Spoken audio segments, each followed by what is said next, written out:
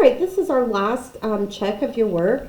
And like I said, I put these on here for you to check, but you're also welcome to, please, please, please, when we meet on Zoom, this would be a perfect thing for us to work on and go over these assignments. And it's a lot more fun to work on them as a team on Zoom than to just watch a video that works through the problems. All right, so here we go. We're on our last ones. Remember, our strategy for turning a percent is to think of it as a fraction over 100, and then know that that's just dividing it by 100, because fractions are division. And we're going to use our strategy of moving our decimal left to make it smaller, and we're going to move it times 10 times 100, so we're moving it 2 spaces. All right, 145 divided by 100. Where is the decimal hiding? Behind the number.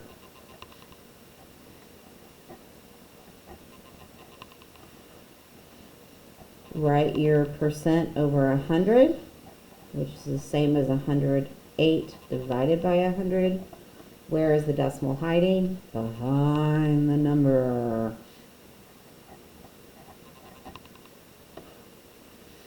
%. Put your numerator over 100, which is the same as 110 divided by 100. Move your decimal. 1100 over 100, same as dividing by 100. Find your decimal and move it left. You don't need those zeros, but you can surely put them there.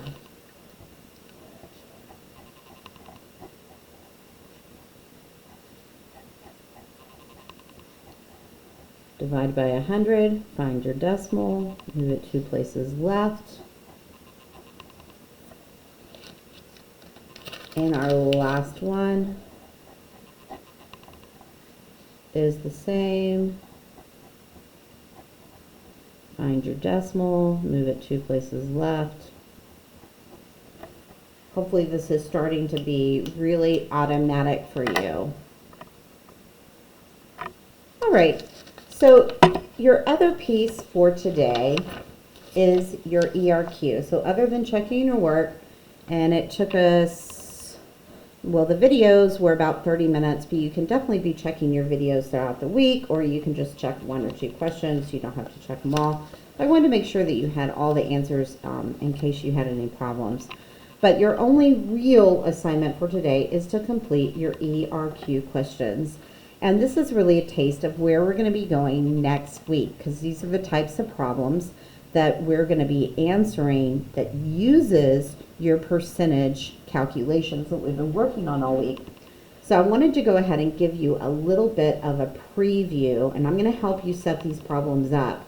But then after that, so we're going to do the DWB and solve, but then you're going to do the writing on your own, kind of like the key that I made for you for your ERQ questions for your 5th grade math. And this, like I said, is going to be a preview. This is the expectation, is that you can solve multi-step word problems involving decimals, fractions, and percents. So here we go. We're going to start us off, and we've looked at no problems like this. So we're going to really deconstruct it from the beginning. There are 270 students enrolled at Park Lake Middle School. And I realized when I was solving these, I took a question and then I changed the numbers so that'd be easier for us to work with on both these questions. And the solutions end up having decimals of students and decimals of animals, which I thought was really, really funny, because you can't have 0.8 of a student and you can't have 0.2 of a zoo animal. So that's Miss Dunnigan's fault. I was trying to combine a setup of a problem, and I changed the numbers, and I should have checked my work before I changed them. But that's okay. We can still do the math for this. It just doesn't really work with the word problem, but we'll pretend it does. We'll pretend we can cut a person in half, or we can take off the tail of a tiger. Okay, so we have 27 students enrolled at the school. 54%, this is a really typical percent problem. 54% of the students are girls. Calculate, there's our verb, calculate. Calculate the number of girls that attend. Explain the steps you use to solve the problem. Now, I'm going to go ahead and write pretty big, but I want you to remember to save space because you're going to be writing this out, and you can do this in 2 sentences. It doesn't need a lot. So DWB. Say out loud, what does this stand for? Do what? Because. Do, that's our verb. Calculate. Explain. Calculate what? The number of girls. It's just going to be an answer. That's all we need. Explain what? Explain the steps. And you might have more than one step, so that might take more than one sentence. All right. So I need 54% of 270. This is, like I said, this type of problem, you are going to use this all the time. And this is like the typical type of problem. Okay, so we have 54% of 270. Do you remember in 5th grade math and in algebra, what operation do we put when we see the word of? Oh, I hope you said multiply. 54% of 270. All right, now I don't know how to multiply a number by a percent, but I know I can turn this into a decimal. So I'm going to write, how do I turn 54% into a fraction? This is what you worked on all week. The percent goes over 100. Now, how do I write 54 over 100 as a decimal?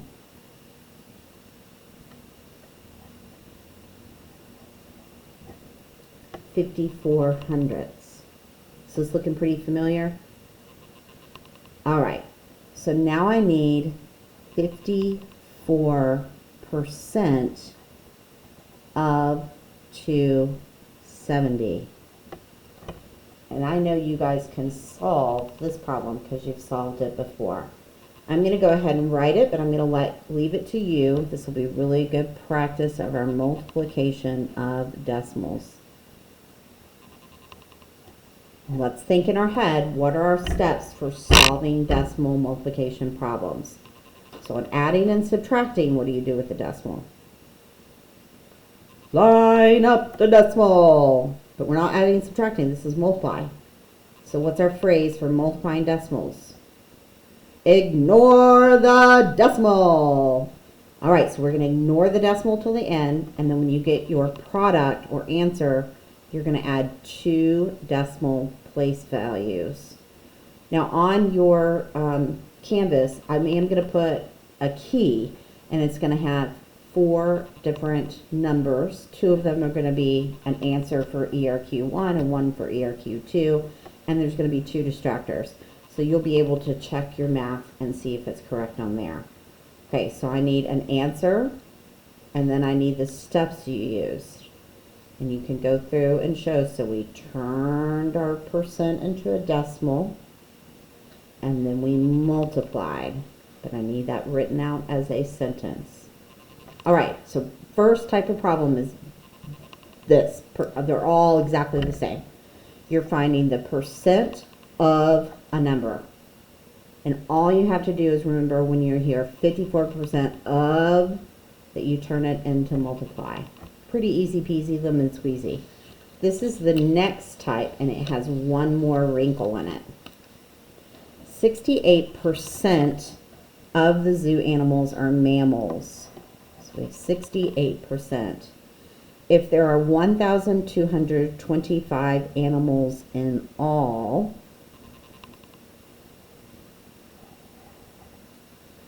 calculate, there's your verb, calculate the number that are not mammals. So if we find 68% are mammals, we have one more step to find the ones that are not mammals. All right, explain the steps you used to solve the problem. All right, what does DWB stand for? Do. What? Because. Do. What are our verbs? Calculate. Explain. What are we calculating? The number that are not mammals.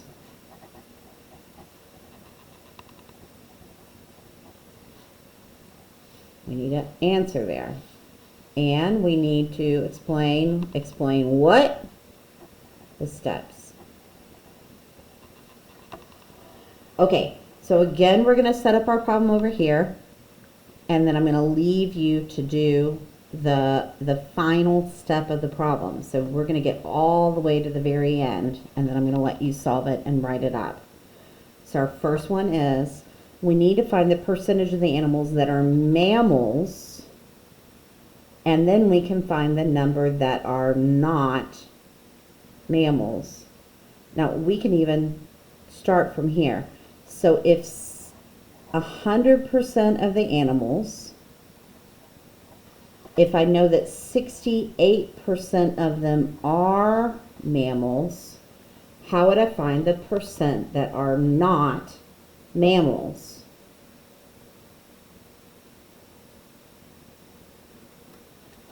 Hopefully you guys said subtract, because this is all and this is mammals, and I need the not mammals. All right, so we're going to go ahead and subtract real quick. So 32% of the animals are not mammals. They must be reptiles or fish or something like that. All right, but it didn't ask me what percentage are not mammals. It said what percentage of, or how many of the animals. So I need 32% of 1,205. All right, 32% of a total. What does the of stand for in operations? Multiply. I can't multiply with a percent. I need to turn it into a decimal. How do I turn a percent into a fraction? 32 over 100. 32 hundredths is 0.32. Now I can multiply.